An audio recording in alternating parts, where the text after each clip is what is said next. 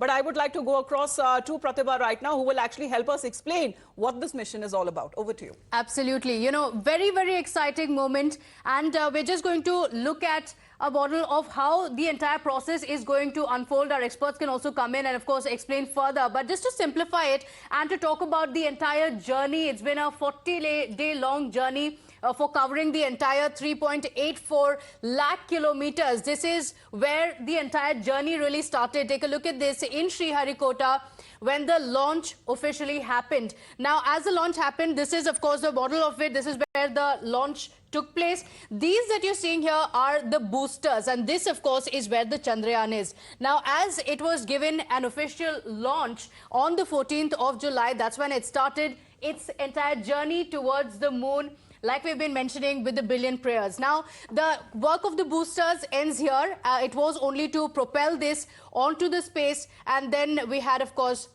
the separation taking place. And now, of course, to talk about the specifications of it, it weighs around 2,379 kgs. It has a power generation of 1,000 watt. Now, this is extremely crucial, remember.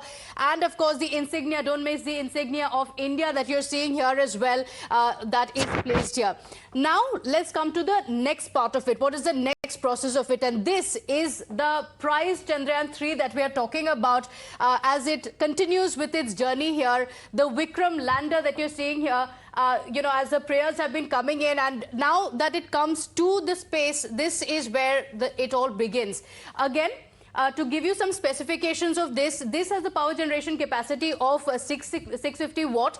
It weighs about 1,500 kgs, very, very crucial. But let's come to the next point of it. Now, it is designed to function for 14 Earth days. But let's come to the next part of it. And this is, of course, a very, very crucial part to understand how the entire process is taking place. Now, the electrical movement that you're seeing, that is very crucial and, you know, on point for ensuring that Chandrayaan 3 is economical. Remember, it could have, of course, reached the surface of the moon in just about 8 days, but it's taking 40 days for Chandrayaan 3. And one of the biggest reasons of it is to ensure that it is much more economical and to make it optimal project. And that's the reason why. So it reaches the lunar transfer trajectory, and now we have it after orbiting around there. It comes to the lunar orbit, and here as well the same process is going to continue, and it's not going to be in circles. It's going to be in elliptical lines that you're seeing here. The lunar orbit insertion, this is where the Chandrayaan is. It makes its movement with each circle.